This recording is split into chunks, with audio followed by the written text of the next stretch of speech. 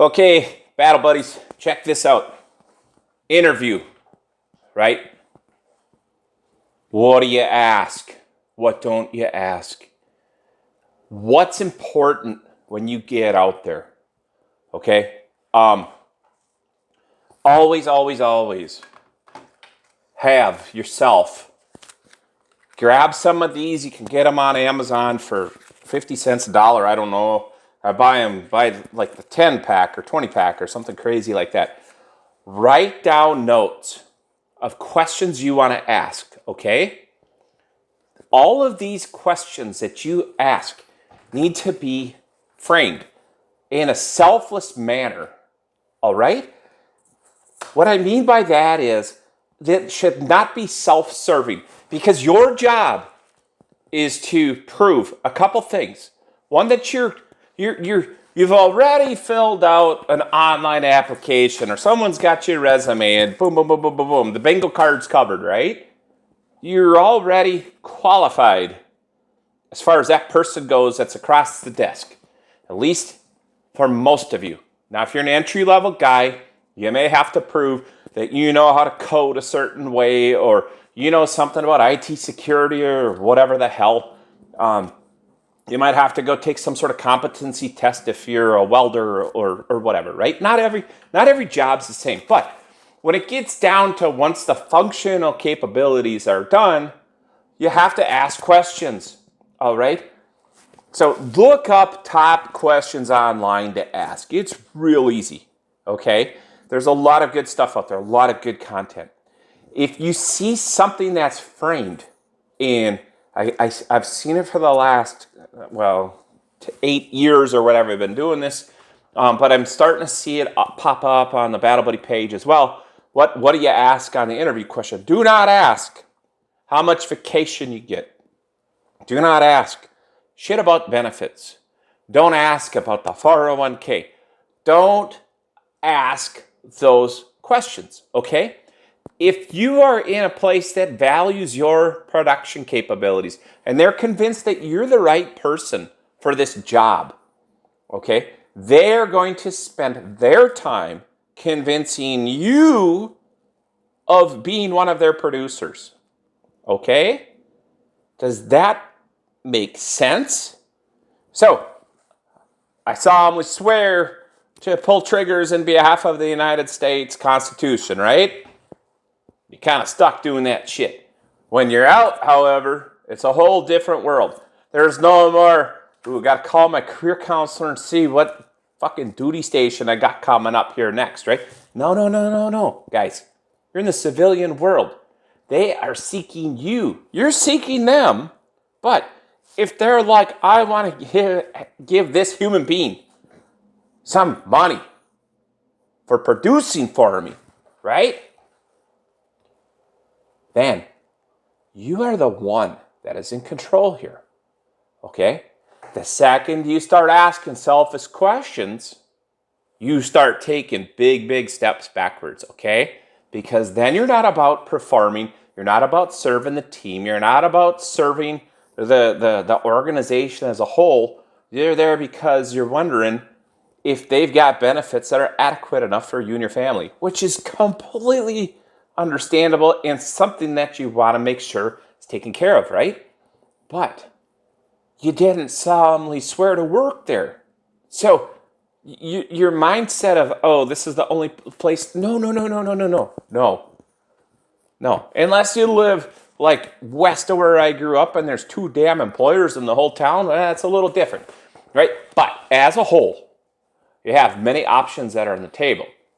So use this to your advantage, okay?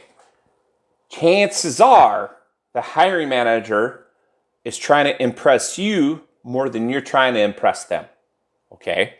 So when you're on the interviews, the best thing to do, write down those questions and take control of the situation. And you just say, hey, you know what, I got some questions written down, and I want to make sure that you guys are a good fit before we go through all of these HR requirement question and answer. How did you do this? And tell me about a time when nonsense, right? Before we waste everyone's time, I'd like to ask you a couple questions. So tell me about the team that you run. Can you tell me about your leadership style? Ask about those types of things, okay? Hey, can you explain to me what career advancements are like around here? Could you tell me how your on-the-job training is? Because, even though I'm coming from a competitor, they had their way of doing things, and I realize that you guys make a different product here. So I'm just curious, what your training's like, right? That's a legit question. Guys, the goal on these interviews is to speak maximum of 20% of the time. 80-20. Get back to that Pareto effect, okay? So if you ask good questions, what's going to happen is you're going to put that guy in the seat where he's driving the car and you're just the ride-along guy, right? And he's going to be pitching you, oh my goodness, I'm so glad you asked that. The last 15 vets that came through here, all they did was they said, hey, what is your starting wage? How often do you guys give raises? I got a lot of VA appointments that I got to go to, so I don't know if you guys want to hire me or not. I've got 15 kids with 11 different moms out there. I need benefits to take care of every one of them. Oh my goodness. As a hiring manager, you're going to pull your hair out and you're going to pass on this guy. Okay? So you write down questions, you take charge, and you make them talk.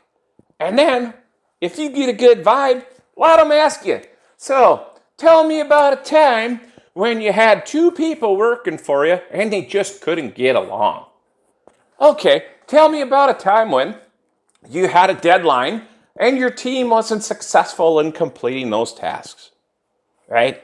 There's like 50 predictable HR questions that are out there because HR got all this shit figured out, right? No.